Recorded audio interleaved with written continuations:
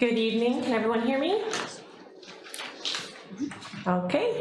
My name is Cathy Renfeldt, and I'm the Executive Director of the Cordova Chamber of Commerce. As many of you know, we recently held an event called the Cordova Economic Summit to bring businesses together and engage stakeholders in a conversation about Cordova's economic position and its future. I'm attempting to condense 8 hours worth of that into as short of a presentation as I can for you today, so please forgive me if I talk fast. I tend to do that anyways, but it might work in your benefit tonight. So the Cordova Economic Summit was held on April 19th, 2018, and it was held here at the Cordova Center. The event was conceptualized, executed, and organized by the Cordova Chamber of Commerce, along with our regional partner, the Prince William Sound Economic Development District. It was completely free and open to anybody in the community that wanted to attend. To my knowledge, there's never been an event quite like this held in Cordova. There was an economic funding summit back around 2001 that kind of focused more on specific goals that you wanted funded, but never an open discussion and brainstorming event to discuss the economy in Cordova. The Chamber of Commerce has an economic committee, and their goal was to provide an open discussion among local businesses, organizations, potential and new business owners, and other stakeholders to talk about the economic development topics for Cordova. And as you can see from the programs you were given, we had a full schedule from 8 a.m. to 4 p.m. that day, followed by an off-site networking event. We chose some dynamic speakers with engaging topics to add depth to the experience for everyone. We had 5 speakers and 7 panel members. Our emerging economic opportunities presentations included information about the current economic status and trends on the state level, regional, and in Cordova. A representative from the Alaska Tourism Industry Association spoke about sustainable tourism and associated certifications. We had someone talk about the economics of the ocean and the blue economy, and we had a presentation and panel discussion on mariculture as a possible economic opportunity for Cordova. We're really grateful to the people who sponsored the event and helped it come to fruition. The city of Cordova donated the use of this facility for the event, and it really was key to the success of the event, so we're really grateful to the city for that. The Reluctant Fishermen donated the food and hosted the networking portion, and other local entities, including Cordova Telephone, Cordova Wireless, Cordova Electric, and Native Village of EAC, all donated cash to support this event. Because of all this support, the event was able to be free for everyone. I think it's really important to know that these entities came together rather quickly and with much enthusiasm to put together this event. I think it's clear this was needed in town and felt like an important thing to do. I'm going to be talking today. We sent out a Cordova business survey before the event, so we'll go through those results. I'll try to condense some of the highlights of the expert speakers and panel members' presentations. We did a community SWOT analysis discussing the strengths, weaknesses, opportunities, and threat to the Cordova business sector, and then we'll talk about the future. So we sent out the Cordova business survey prior to the event, and Winetta Ayers presented on those results. Here's a synopsis of some of the more interesting findings. We looked at how money is flowing into and out of the economy here in Cordova. We asked business owners where their sales were coming from and where their customers were. That's the blue bars. And we also asked where they bought their supplies from, where they spent their money as a business, and that's the green bars. So you can see the largest blue bar is Cordova. Cordova business owners felt that 82% of their customers were in Cordova, were other Cordovans. The green bar there, right next to it, shows where those business owners then spent their money. So in order to support their businesses, to buy their supplies, materials, and everything they needed to do business, they only spent 45% of that money in Cordova. So there's significant leakage outside of Cordova, and in order to have a perfect economy, you want to have a lot of new money coming in, and you want that money circulating within the community as much as it can before it leaves. So we have some work to do there. The good news is that online sales for Cordova business owners has gone up. There's more more of an online presence by Cordova businesses, and that went up from 11% to 15%. When we asked Cordova business owners what the likelihood was of them growing, downsizing, or transitioning their business, the overwhelming response was, I don't know. Business owners clearly don't feel that they're able to plan for the future. There's a lot of uncertainty in a lot of areas in this community that we'll kind of dive into later. That's probably the root of that. We also talked about how businesses are structured here, and you can see that large green portion, over almost 50% of all the businesses in Cordova are sole proprietorships, meaning that there's one person who is the owner, they run the business, they're pretty much the heart and soul of the business. Here's some other interesting data. Average tenure, this is how long a business has been in business. For Cordova, 17 years is the average. That's a long time. We actually want to see a lower number than that. It's good to see a healthy churn of new businesses, of businesses being able to transition to new ownership, and we're not seeing that as much as we should in town. If you look back on the previous chart to see that almost 50% are sole proprietorships, and you think that they may have, I mean, what happens when those people age out? We're seeing what happens. Those businesses are not getting the support they need to be able to transition their business, transition themselves into retirement, and key businesses are closing. Are we talking about, sorry, that just in the chamber, or that are members of the No, chamber? this was open to all businesses. We also asked what events would make you more likely or more willing to expand your business, and the answers here are were kind of repeated over and over in different ways throughout the summit. There's definitely the same concerns that are coming to the top a lot. A decrease in cost of shipping or more competitive options for shipping would make somebody more willing to expand. Being able to find more affordable and suitable housing for themselves and office retail space for their business would make them more willing. If there were more people coming through and living here, if Cordovans were supporting local businesses more and shopping online less, and if there were more dependable ferry and air service. We asked what was the top reason that business owners chose to operate their business here, and the response wasn't so much, this is where it would be the most profitable for me, or this is where my market is, or this is where I'm gonna get the best price for my product. The answer was, because I wanna live here, because I like this community. It's clear that economic development and quality of life are really interwoven in this town. And you can't really say one is more important than the other, I don't think. I think they're kind of inexorably linked. So that's something that we really need to, I think, focus on in the future here. Quality of life is one of our main focuses at the Chamber. That's one of the reasons we pour so much of our resources into our signature festivals and events. And the other reason is that they increase traffic and generate sales for Cordova businesses. For example, this year, through our Burgers Bucks program, we recorded over $15,000 worth of economic impact in 2 days, just from Showbird Festival attendees, not including lodging or transportation, just with participating businesses, and those are only Chamber members. So the real number is probably much bigger. So it shouldn't be a surprise that 100% of the surveyed businesses said that there was a measurable positive impact on their business from Chamber festivals and events. I'm going to give you a nice synopsis of Neil Freed's presentation. He's an economist from the state of Alaska. He works in the Department of Labor and Workforce Development, and he gave us a glimpse at the stats regarding Cordova's economy, and some of them were rather interesting. Looking at where the jobs are and where the employment sector is, you can see the two biggest portions there are manufacturing and government. The manufacturing portion does include fish processing. And as we all know, and as Neil noted, those jobs are wildly seasonal. So if we were to, do a pie chart of year-round jobs, I think it would look a little bit different.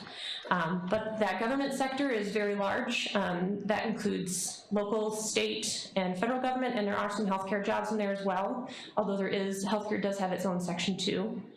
The self-employed portion up at the top does include, that's where the commercial fishermen are gonna be, the ones that own their own business, along with all the other people who consider themselves self-employed.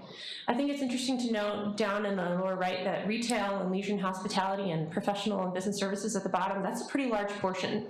I don't think that those sectors of the economy in Cordova get the credit that they should for the impact that they have, especially considering a lot of those jobs are year-round. Another surprise was regarding population stability. I think there's a misnomer that Cordova's population is unstable, and if a few families leave or a few families move here, it goes up and down, and we're hurting. But actually, the words that Neil used were amazingly stable. We also looked at population change in Prince William Sound and in the state. And as you can see, Prince William Sound is going down, the state of Alaska is going up by quite a bit. Cordova, the numbers are positive. We're going up by more than Valdez is going down. That's good. Chenega, Titlik, and Whittier, as you all know, their population numbers themselves are rather small, so a few people can swing those percentages pretty high. And this was really interesting. This really kind of jumped out at me as one of the most interesting pieces of information. If you look at this chart, the purple, or it might look pink to you, bars there, that's in 2010, and then the black outline is in 2017.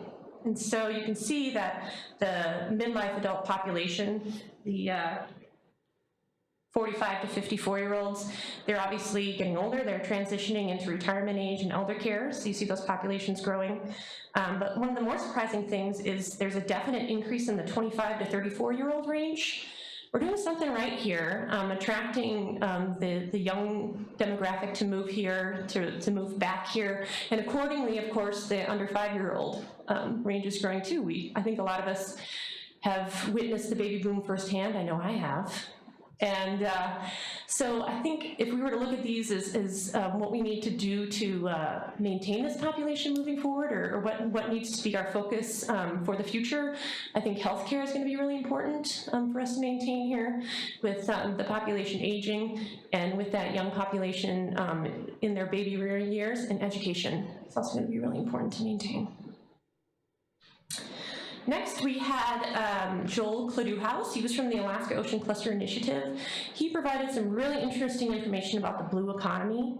That, if you've not heard of that term before, it is the sustainable use of ocean resources for economic growth, improved livelihoods and jobs, while preserving the health of the ocean ecosystem. So just like when we run our fishery and we try to make sure that we get as much utilization out of it as we can without depleting the resource, that's that idea spread out through the whole ocean and throughout every industry sector that works in the ocean. So the stats say that globally, this industry is going to be doubling to be worth $3 trillion in 2030. The Alaska Ocean Cluster Initiative aims to grow Alaska's blue economy by 50,000 jobs and $3 billion in wages by 2040, which is approximately equal to the oil and gas industry today. So their plan is, by uniting industry, academia, nonprofit, and government, they want to replace extractive jobs with renewable jobs in the state. There's many industries involved, including fisheries, mariculture, shipping, research, communications, tourism, defense, energy, waste management, oil and gas, ocean technology, all very different sectors of industry, but they share the same resource, so they should work together toward full utilization without depletion. His organization has developed several mentorships and incubator programs throughout the state to encourage entrepreneurs and fresh minds to explore new ideas that fully and sustainably utilize the ocean resources in new ways. And so he has these innovation boot camps and startup incubators that operate kind of like a Shark Tank, but more inclusive. They used an idea developed at Google called the sprint process, where you kind of start backwards. You start at the problem instead of having, I have an idea for a solution. First you find the problem, and then you try to completely, fully understand it as much as you can, including all the factors surrounding it. And then you explore and develop creative ways to solve it. You use a lot of storyboarding, and then you create prototypes and you test them in real life, and sometimes you start over from scratch. This whole process usually takes for him about 5 days, and he's doing these in other parts of the state. I think they just did one in Hoona. And the winner gets mentorship and support to develop their business in real life. These are the sorts of things that, I mean, he was excited about the possibility of doing this in Cordova. I think it'd be a neat opportunity. There are many ocean clusters around the world, and he used the Iceland ocean cluster as an example. In Iceland, what they're doing is they have a incubation and co-working space where startups and entrepreneurs in a variety of fields that all share the same resource are co-located, and then the incubation center helps them work together. They offer research and consulting, and then they provide tours. So kind of tours ties into the tourism industry there.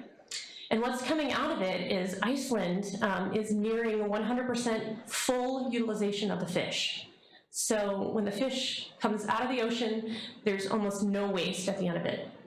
And they're doing this by bringing together all different kinds of industries, people that are making, obviously, food, but also cosmetics and medical products and other things.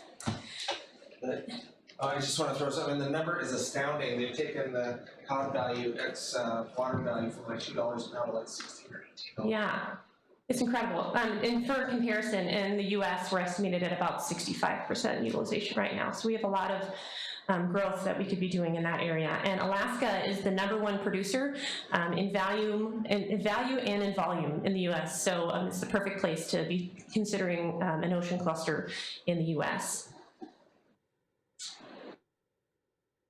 So next we had a presentation and a panel on mariculture. This is a highlight for many in attendance. Julie Decker, she did the presentation. She's worked as a deckhand, a vessel owner, diver, and she's managed both seafood processing and nonprofits. So she has a really nice, well-rounded idea of the fishing industry. Currently, she's the executive director of the Alaska Fisheries Development Foundation, and she's working on the Alaska Mariculture Initiative. So this is a project to expedite and develop the mariculture industry in Cordova, or in Alaska. And they recently, they're funded by a NOAA grant, and they recently released a development plan with a goal of growing a $100 million mariculture industry in Alaska in the next 20 years. She gave a brief overview of popular forms of mariculture in the state. Oysters, clams, crabs, kelp, sea cucumbers, and mussels were part of that. And the opportunities appear to be great. Obviously, there's economic opportunity there, but there's also cultural opportunity and food security, industrial opportunity. We have so many assets, for example, in Cordova, vessels and plants that for much of the year go unused. The mariculture season is complementary to a traditional commercial fishing season, so this would be an off-season way to be utilizing those resources. There's also environmental resources. A lot of the things that they are farming are actually work for water filtration and their nitrogen fixing. And the tourism potential is also there. I can tell you firsthand, there's people that come in all the time asking for tours of real-life facilities like that in Cordova, and I think an oyster farm would be much more photogenic than what we have now. So by the numbers, I kind of gave you some of this information already, but I didn't get to talk about some things. The business owners were given an opportunity to introduce themselves and their business and announce any new projects that they were working on through our 60-second showcases, and we gave them 60 seconds to talk about whatever they want to talk about, and we encouraged them to wear funny hats and be entertaining. This was a neat way for them to really get the word out on what they're doing, and it kind of opened the doors of communication so that then after that they could maybe say, hey, I heard you were doing this. I'm thinking about something similar. Maybe we could work together. And that's really what we're trying to encourage. At the conclusion of the day, we also offered a networking event, like I mentioned, and the attendees got to talk, and so they'd just gotten through a whole day, 8 hours of just information, so it was nice to give them a way to kind of digest it, talking amongst themselves, and hopefully talking about more ways they could be working together. As I mentioned, the sponsors of the event were also crucial, and they provided the food facility and cash support. We had a great turnout. 65 people is a great size for an activity like this. We were able to really collaborate well in small groups and pollinate.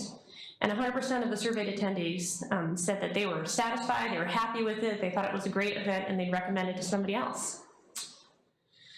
A really important part of the event was our roundtable discussions, and this is where we executed our SWOT analysis, where we talked about strengths, weaknesses, opportunities, and threats to the Cordova business sector. So this was a very long list, and you all were given a one sheet in the meeting packet that has kind of a further breakdown, and that is even a condensed version. I have a lot of raw data here that I'm happy to share with anybody interested. In fact, I think it'd be probably great for whoever's going to do your comprehensive plan for the city. But so as far as the strengths and opportunities go, much of it's centered around the strong and safe community feeling, the fact that we're actually not quite as remote as sometimes we seem or we feel, and as long as we can kind of keep that, maintain that, people really felt it was a strong asset that we had diversified capabilities and facilities within the businesses that are locally owned here in Cordova. Obviously, our intact ecosystem and our access to outdoor adventure make quite an asset here. Profitable fishery, obviously. Also local control of key industries and a plethora of agencies with home offices and bases here is also an asset that a lot of people felt was maybe underutilized. And the desirable culture with a resourceful and creative group of residents that are also politically minded and want to be engaged. And then we talked about weaknesses and threats to economic growth. Again, a more complete list is on that one sheet in the meeting packet, and I also have an addendum that I can share with whoever's interested. That's why it looked like I had 80 slides. I don't really. So this touched on a few things. People felt that they needed support for new and growing businesses, as well as those looking to transition. That came up a lot. Workforce development, when we asked in our Cordova Business Survey if they had any trouble hiring, what was the problem, the largest answer, the most popular answer was that people had a bad attitude or no customer service skills in Cordova. So, and then right behind that was people not willing to relocate to Cordova, and then people not applying. So we have a limited labor pool here, we know that, but we can be doing more to prepare people for the workforce, and then also to train people currently in the workforce on how to be more successful in those positions through customer service training and other training opportunities. And I think continuing to work on enhancing our quality of life is going to make this a more desirable place to relocate to. So for those technical jobs that do need to be outside hires, people are more willing to relocate here. Working with businesses on tax reform, the businesses had a lot to say about tax reform and that being something that's needed. It's easy to say that, but there's actually a group of people on the Chamber Econ Committee who want to jump in and want to take a closer look and want to work with you guys to try to do that reform. So I hope that when that time comes, that the council is receptive and can work well with them. Volunteer fatigue. We depend on volunteers so much in this town. I know the Chamber does. But we depend on volunteers to be our paramedics and our firefighters. These are extremely technical, life and death type jobs that require a lot of training and hold liability with them on a personal level. And these people get little to no recognition for what they do, and that's just one example. I think we can do better. I think we can, I don't have a magic answer for this, but I think it's a discussion that can help everyone if we can find a way to be recruiting volunteers more, recognizing volunteers more, trying to spread the load between more people, because it's often the same people volunteering in different roles over and over again. I'm a mom, I'm a full-time job, I get it. We don't have a lot of time, any of us, but if there's a way that we can make that more worth it for people, that'd be great. And ferry and essential air service, our remote location makes us dependent upon outside entities to provide transportation of people and goods in and out of the community. And we've seen a lot of changes to our ferry system and air service in Cordova recently, and there's lots more coming. Businesses are showing concern about this, rightfully so. So I think, it's good for us to be aware of these issues and to kind of keep them front of mind when we're preparing for the future.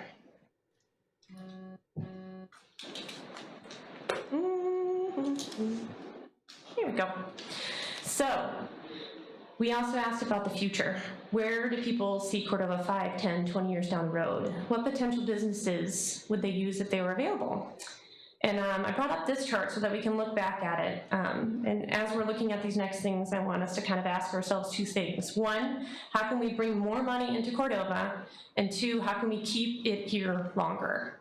So that should be what this list can help us do. Expanded non-consumptive shoulder season tourism came up a lot. Some ideas included artist studio tours, more fiber art retreats, year-round birding tourism, temperate rainforest botanical tours, seeking out sailboat and pleasure boat tourists to make Cordova maybe one of their key stops, doing more bike tours and getting e-bikes going. All of this, we do have to be careful that we do it at a sustainable rate so that our community and the lifestyle that we have here is not affected. So that's why they thought non-consumptive and on the shoulder season would be a good place to try to increase tourism. The group also saw a lot of potential not being fully utilized. Hangar space built at our public airstrip on Power Creek Road could open up Cordova to new options for travel. Waste was also a popular topic, mud, slugs, garbage, how we could be finding new ways to use canneries in the off-season, along with energy topics surrounding exploring alternative energy options like tidal and wind energy, and re-exploring solar and wind would be good. Topic of partnerships came up over and over again, specifically businesses partnering more with each other, people supporting businesses more, and the city making the most of its existing partnerships. There also are some needed industries and infrastructure on that list. There was talk about vocational education center here, maybe offering classes on aviation or mariculture or mechanics, cultivating some of the resources that we have in abundance, like a berry farm. They talked about breweries, distilleries, kombucha breweries, more Main Street service businesses. As far as infrastructures, people definitely mentioned the harbor, needing more there, and a covered boatyard so that they can be doing some work in a covered area on their boats. Community kitchen came up a lot. People feel like they need more indoor recreation options and more covered outdoor recreation options. We all know it rains. Dog park was a big one, and power alternatives, like I mentioned.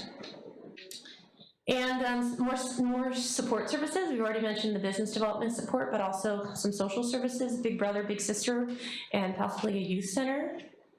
And they also talked about trying to retain the quality of life and how that can really help to grow our economic opportunities in Cordova as well.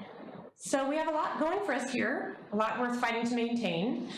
And the good news is that we are a resilient community. We've gotten through a lot of challenging situations this town. So I'm sure we can get there. But it never hurts to be open to new ideas. And so I think this was a great exercise in doing that. And I think the key moving forward will be to be working together, engaging stakeholders every chance we get, and working to strengthen key partnerships. I want to thank the mayor and the council for your support at the chamber. We feel a lot of value came out of the Cordova Economic Summit, and in fact, there's some ideas there that have actually come to fruition already. There's e-bike rentals in town now, and CFRC is starting a youth center, so that's exciting. We're bringing in the Alaska SBDC. We're also trying to be agile and responsive to this information, so that's the Small Business Development Center. And they're going to be offering free one-on-one business counseling for business owners and people who are interested in starting new businesses. And there's going to be kind of some broader trainings involved that are free as well. We'd also like to start a business mentorship program and provide regular networking and training events. This was the Chamber's first event that really focused on economic development, and we're kind of dipping our toe into economic development here, and it got a lot of response, and it came out with a lot of positive impact, so it's really just showing us that there's a lot more work to be done here. We've been working it's just hard because we don't have any more staff to dedicate to any new programs, so we're going to try to have to figure out how to juggle things even more, but what we really need is to have more staff. We've been working to increase our revenue from memberships and sponsorships, advertising and gaming, but without a dedicated staff member to do that, it's hard to focus on the programming that we need to do and also have time to do that. A more stable funding mechanism derived from the revenue from the accommodation tax would be a possible solution there. It would really be beneficial to the chamber, freeing up some resources to work on some more fundraising, so it'd be doubling whatever investment is given there, at least. So the rest of our focus could stay on these important programming. Business development and economic development, we're seeing how important it is. We're just starting to actually be able to give some time and resources to it, but not enough. We just don't have any more resources to give to it right now, unfortunately. So I'm hoping that the city can consider looking at that accommodation tax revenue, which has been going up a lot in the past 3 years. And during those 3 years, it's also been harder and more expensive to get to Cordova than ever. So it just shows that the chamber's doing something right. And we've been working really hard to try to increase the opportunities for the city through increased revenue and sales tax, which is, as Alan says, a low-hanging fruit and an easy way to try to increase revenue. The chamber's your partner to do that. So I'd like to, we've asked in the past for the city to begin funding its grant to the chamber based on the accommodation tax revenue. And that seems like a reasonable request considering the origin and intention of that tax when it was first passed in August 1999. However, even though that was the origin and intention of it, there's never been any correlation between the two. So I think it's time to look at that. And it would be a really good way to create incentive for the chamber to continue to create more and more revenue that way. And it would also kind of decouple or separate the business development funding from the rest of the city's budget up and down. If the major funding source for us is fish revenue, on poor fish years, we need the chamber to perform even more. So we really need to be, having their funding come off of their performance, I think. I'm really grateful for this time to talk to you, and I'm available for any questions. And again, I'm happy to share more detailed information from the Economic Summit with that addendum, and also providing raw data. Okay, Council, you have questions? Councilman Guard or Allison? Yeah, Mr. Mayor, this is Allison. Yeah, just a comment, I guess, more than a question, but I think one of the projects that the city and the chamber need to work on together and get going on is I'll just call it the downtown revitalization project of sorts. I'm sure the chamber has looked into that, but anybody takes a look up and down our First Street and even Second Street that had some businesses on it, and look at all the vacant buildings are for sale. Some of our businesses have expanded due to that, but there's still a lot of vacancies and real estate that's not doing much or is for sale at the current time. And any incentives the city can provide, I don't know what we can do, but maybe we can work together and come up with some ways to revitalize that area. It's a good point, Councilman Allison, and I don't know if you have access to the slideshow, and will this be available on the chamber website or? I can do that, for sure. Maybe on the city website as well.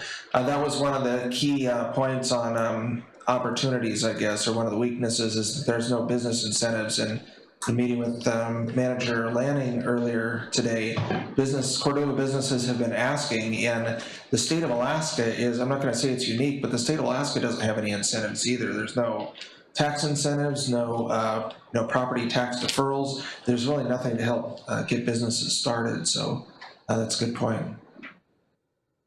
Also, I think for the benefit of the councilman online, I just want to mention and thank the participants not only in this process, but also in the Chamber of Commerce, Osa Schultz, Wendy Rainey, Karen Kramer, deeply invested not only in their businesses and organizations, but put a lot of time and effort into the Chamber of Commerce, which is really rising. The numbers are pretty staggering. I think the accommodations tax 2016 was $120,000, 2017 $187,000.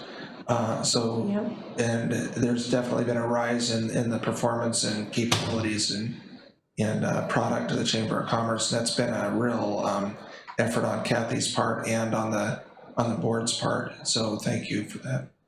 And I know this council is very committed to partnering with the business community in ways that frankly I haven't seen in the community for a long time. And it's a good time to have a strong chamber. Other comments or questions, council? I also think it's appropriate to take this amount of time in a council meeting to have a presentation by the chamber who's representing, what's the membership now? 140. 140 businesses are represented by the Chamber of Commerce, so this is your connection to the business community. So thank you very much for putting the time and effort into the great presentation, Cathy. Some of these numbers are, in fact, could you scroll back real quick to those, the percentage responses to business growth and whatnot, they were all negative. There's something that jumped out at me there that I just wanted to point out real quick. 1 second. And business uncertainty is not unique to Cordova. That's one of the biggest things cited nationally by the Chamber of Commerce and across the country is that uncertain futures, regulatory business and business climates and so forth is one of the biggest barriers to business investment and growth. Sorry, anyway, the one that jumped out at me, the very smallest number was a minus 0.1% on businesses deciding whether they would grow or whether or not they would grow. And that's interesting because when you take a survey of businesses, some are gonna be positive and some are gonna be negative. So when you're kind of at zero, that means that pretty much as many businesses intend to grow in this community as shrink. And as Councilman Allison mentioned, there are some vacant storefronts, but there are also many businesses willing and making investments in our community. Even some that I'm aware of that I'm sure a lot of the community aren't. And we've also seen that over the last couple of years, every time a piece of vacant land or a city land disposal comes up, there's sometimes double-digit interest in businesses in those properties. So My presentation is stuck. that's okay. Sorry. So that will be available. So Yes, there is an Economic Summit page on our website that's under events, and I will put it on there. all right, thank you. Thank you. Any other questions, council, from the chamber? All right, thank you, Cathy. Thanks. Okay, the next item is audience comments on agenda items. And if you could just use this microphone for the councilman online and state your name and residence for the record. Anyone? Thank you.